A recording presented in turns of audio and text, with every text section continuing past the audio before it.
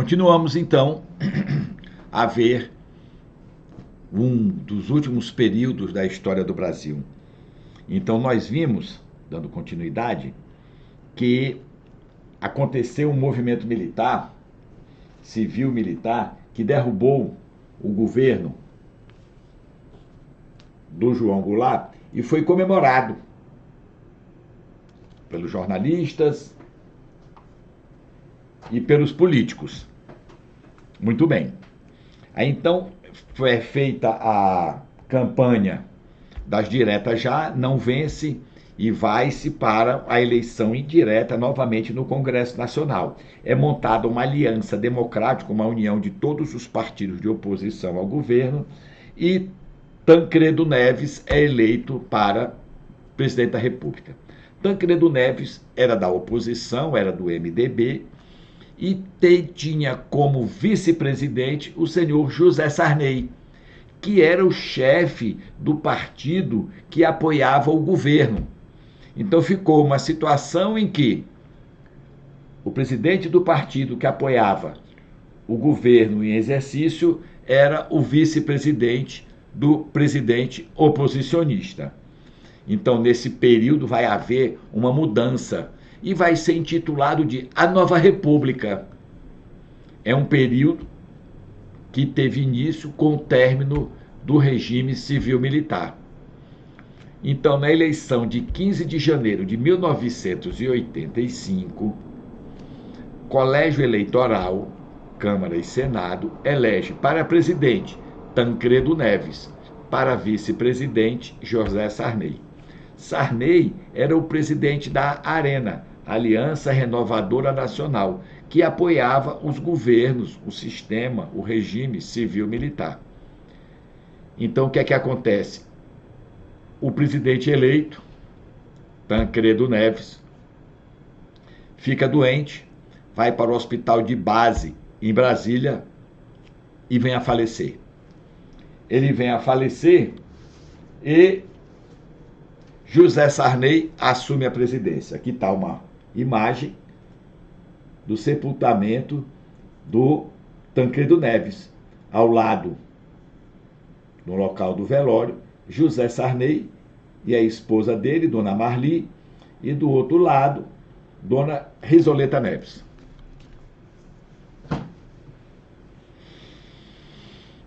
Aí então essa nova república inicia com o término do regime civil-militar.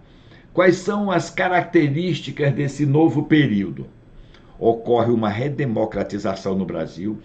Todas as eleições que eram indiretas, que só faltava ser a do presidente, passaram a ser diretas. Então, as eleições eram mais participativas.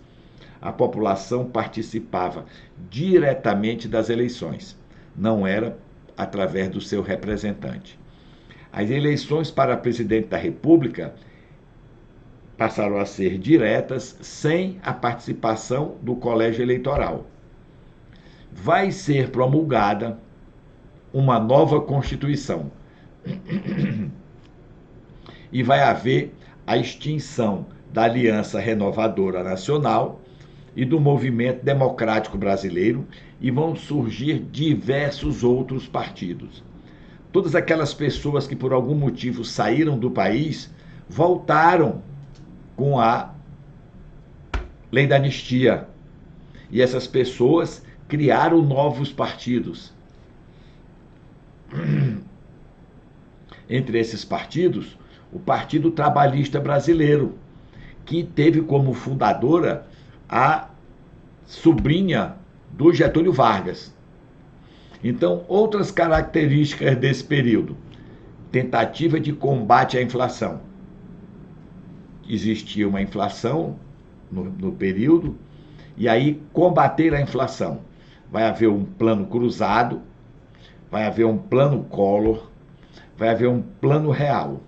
Plano cruzado com José Sarney, plano Collor com Fernando Collor e um plano real já com Itamar Franco. Então vai haver ações para combate e o controle inflacionário. a importância do controle das receitas e das despesas governamentais. Plano Real, Lei de Responsabilidade Fiscal. E vai haver um fortalecimento econômico, um aumento das ligações econômicas com os países vizinhos, porque o Brasil sempre foi mais ligado à Europa e Estados Unidos, com a criação, tudo isso, do Mercosul. Então vai haver um aumento das relações econômicas com os países da África e da Ásia, principalmente com a China. Vai ser criado o BRICS, um conjunto de nações na faixa do desenvolvimento com interesses comuns: Brasil, Rússia, Índia, China e África do Sul. Dentro do Brasil serão criados programas sociais para atender os mais carentes. Vão ser criados diversos vales: vale alimentação, vale leite, vale pão, vale gás, diversos vales.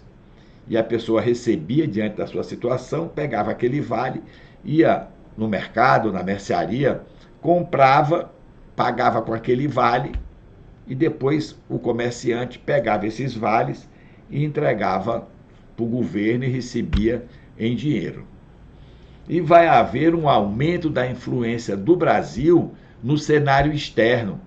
O Brasil vai aumentar a sua participação em organismos multilaterais, na ONU, na OEA.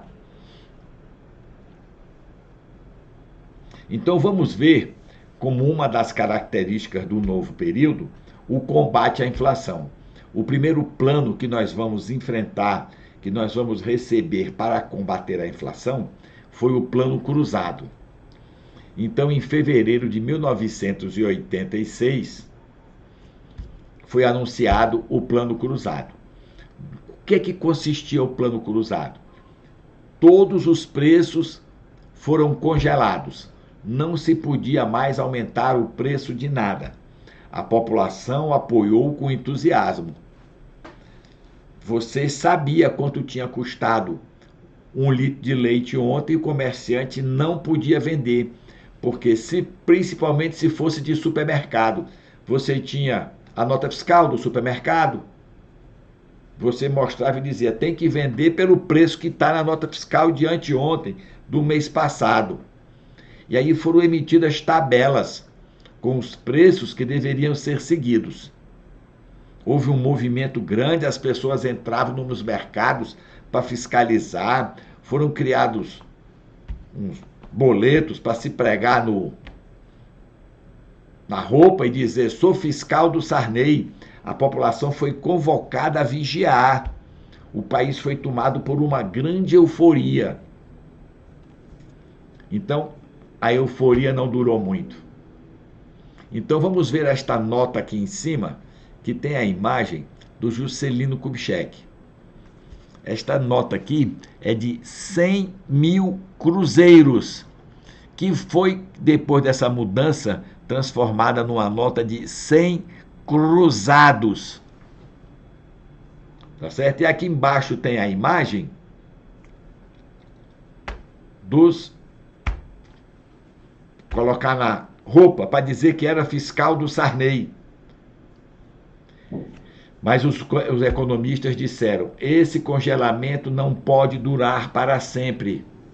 Quando você congela, se você não atualiza o preço, o comerciante perde a sua margem de lucro, o produtor perde a sua margem de ganho e não tem condição de vender por aquele preço. Então ele parava de produzir. Aí que decisão foi tomada? Em dezembro, em novembro, ia ter uma eleição. E o governo disse, vou sustentar um congelamento até a eleição de novembro, para que o governo pudesse ganhar a eleição. E aí o governo segura, congelado tudo, até novembro. Começou a faltar mercadoria. Chega a eleição de novembro, o governo ganha a eleição. Quando ele ganha a eleição, ele libera o preço. Aí a população se sentiu traída, porque disse assim, seguraram o congelamento até o dia de ganhar a eleição. Depois que ganhou a eleição, abandonou a gente. Aí a popularidade de Sarney entra em queda. Começa a estourar escândalo de corrupção. E a aprovação do governo cai. Então, Sarney tinha assumido em 1985, Plano Cruzado foi em fevereiro de 86, e vai ser feita uma nova Constituição em 1988. Na eleição, os deputados constituintes foram eleitos. E esse era um Congresso Constituinte. Ele tinha que fazer simultaneamente as atividades de elaboração de uma nova Constituição e fazia também todas as atividades referentes a deputados e senadores. Então, a Constituição nova, Constituição Federal de 1988, que é a que nós temos hoje, ela deu diversos direitos trabalhistas, consolidou conquistas dos trabalhadores, deu um abono de indenização de 40% do Fundo de Garantia por Tempo de Serviço. O Fundo de Garantia por Tempo de Serviço, cada trabalhador tem uma conta e uma parte do dinheiro equivalente a uma parte do salário dele é depositado pelo empregador naquela conta. Se o trabalhador for mandado embora sem justa causa, ele tem que pagar uma multa de 40% em cima desse FGTS. E foi criado o seguro-desemprego. É dado, então, um abono de férias de 1/3 do valor do salário e 13º para aposentados, que não existia. E a jornada semanal de trabalho passa a ser de 44 horas. Vamos dizer que são 8 horas de segunda a sexta e mais 4 horas no sábado.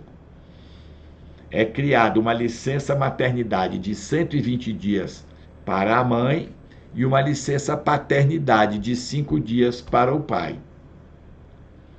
É dado o direito à greve e à liberdade sindical. Posso me sindicalizar em qualquer sindicato que eu considere compatível com a minha atividade profissional.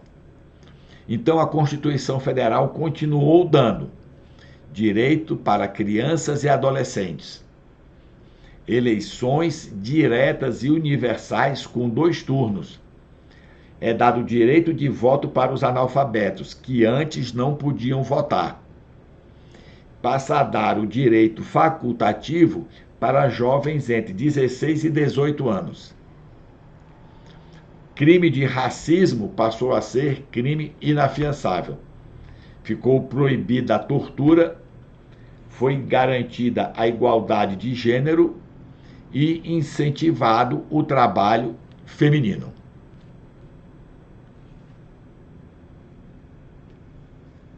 Então, a Constituição de 88 deu garantias à população indígena. Os índios teriam direitos à posse da terra que ocupavam, bem como aquelas que eles tradicionalmente ocupavam. Garante a Constituição o direito de legislar sobre os índios e garantir a preservação dos costumes, línguas e tradições. Isto também para os quilombolas, que eram aqueles locais onde os negros, durante o período da escravidão, fugiam, se instalavam numa serra, num local afastado, e ali criavam sua comunidade. E aí a Constituição também garantiu o direito de posse às terras ocupadas pelos remanescentes dos quilombolas. Então, a Constituição conduziu o país em direção ao Estado de Direito.